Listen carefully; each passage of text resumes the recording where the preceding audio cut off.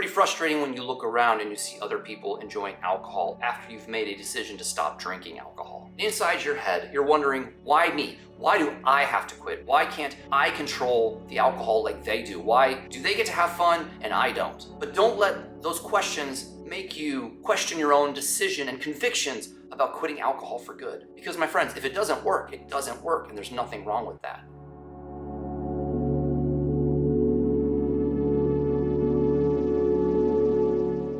Welcome back to the Sober Web, my friends. I am Clark, and today we're going to talk about what to do when you stop drinking alcohol, yet you kind of question your decision a little bit. I know that I struggled with this mentality around trying to go back and control it, so I totally understand the mentality behind it, which is why I want to share with you some secrets that I've learned in all of it. And I really hope that you watch this entire video and check out all 4 secrets, because the last 2 are going to be really honest, so please watch the entire thing. I promise you could change your life and save your sobriety.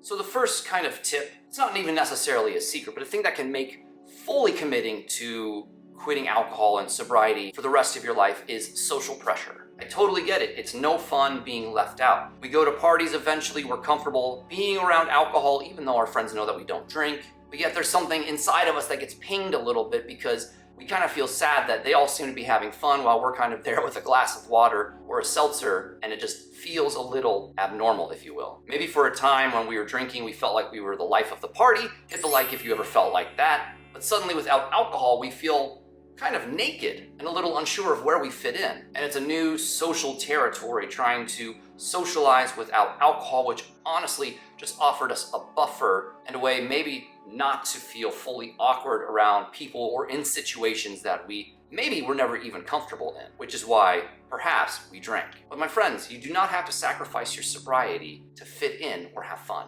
Obviously, if anyone is pressuring you in a social way, it's probably not the best place to be, or they're probably not the best friend to have. So I know that the social pressure can make us question our commitment to sobriety, but keep in mind what you've chosen to do, which is ultimately better your life by quitting alcohol for good. Hit the like button if you understand what I'm saying about social pressure impacting your ability to quit alcohol, and also leave a comment and let me know your experience with it.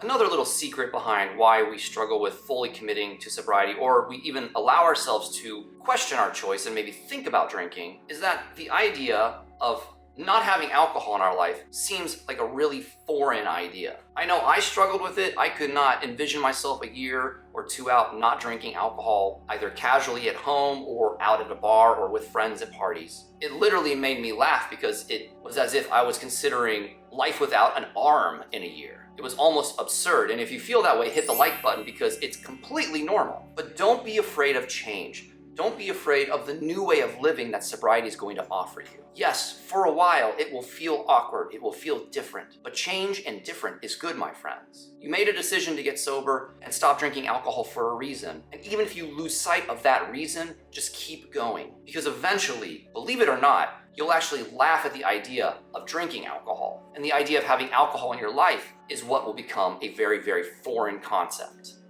And now the third secret, why it might be hard for you to commit to quitting alcohol, or once you quit, you question it. But if we are questioning our commitment to quitting alcohol because maybe it's affected our life in a negative way, the reality is we might just be afraid of doing the work that's necessary to support quitting alcohol for good. If you perhaps were like me, you're afraid to deal with your feelings and emotions. You're afraid to deal with life on life's terms. And without alcohol, we don't have that buffer. We don't have that safety zone anymore that made us feel kind of protected. And there's nothing wrong with having felt that way. That's why we thought alcohol was a solution. But at some point, perhaps for you, you realized it wasn't working, which doesn't make quitting alcohol any easier, but without it, now we have to do some work. We have to face the feelings, we have to face the emotions. Whether it's through a support group or a therapist, whatever it is, we have to start exploring why we started using alcohol in a habitual way and what we were trying to numb out. And that can be really, really scary. There can be pain and trauma in the past that's really hard to face, which is why alcohol was such a successful solution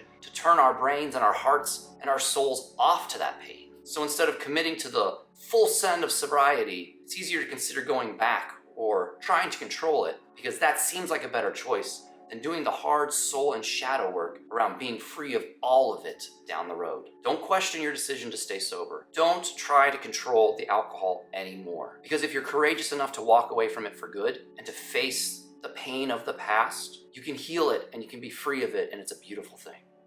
And finally, the fourth secret, and really it's just that we simply aren't fully committed. And I'm not minimizing your experience or your decision to stop drinking, but when it comes down to it, we're still letting our ego run the show. It doesn't want you to let go of alcohol or an addiction, because then you don't get to live in chaos anymore, which is what the ego wants you to do. And I know that's woo-woo, but it's also just the truth. I mean, hit the like button if this rings a bell, but you were probably told that you were weak at one point. You probably told yourself that you were weak. People probably said, why can't you stop once you start? Why do you always lose control? Why can't you drink like everyone else? And there's part of us, even after we know that alcohol is not good for us, we want to prove them all wrong. We want to prove to them that we're not weak, that we're not a loser, that we're not a failure. And not just them, but we want to prove it to ourselves. And that's ego. And it wants us to go back to old ways so that we can't eventually find inner peace that we can achieve through sobriety. But do not listen to the ego. You have nothing to prove. You are not weak.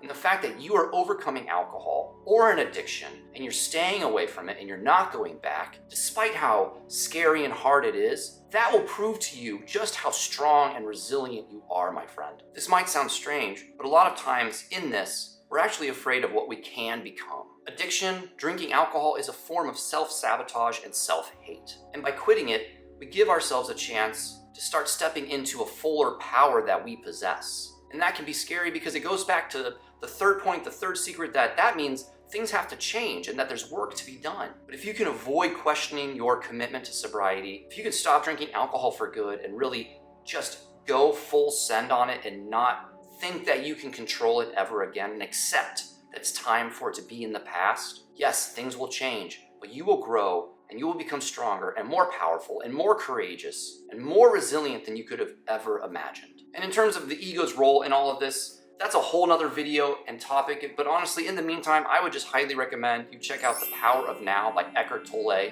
and even a book called The Tools by Phil Stutz. I think these books can really help you better understand how certain things inside of our mind and our heart are holding us back and make us want to stay in the past and stay in addiction so that we can't evolve and become better. I highly recommend them, and the links are in the description below. But for today, that's all I have for you. I hope that you found these secrets about why we struggle with quitting alcohol for good and questioning our commitment. Obviously, they're not a quick fix or a final answer to it all, but at least if you're aware of what's going on, if some of this rings true, at least you'll have a better idea of why it is that you question it or think that you can go back. If you liked the video, I hope that you hit the like button, but really I hope that you share this so that someone else who is getting sober or overcoming addiction can kind of hear the same message that this video shared. And of course, I would really appreciate it if you considered subscribing. And once you hit the subscribe button, just hit the bell so you're notified when I release new videos. Until I see you again, much love, much life. I'm Clark with the Sober Web, and I'll talk to you really soon.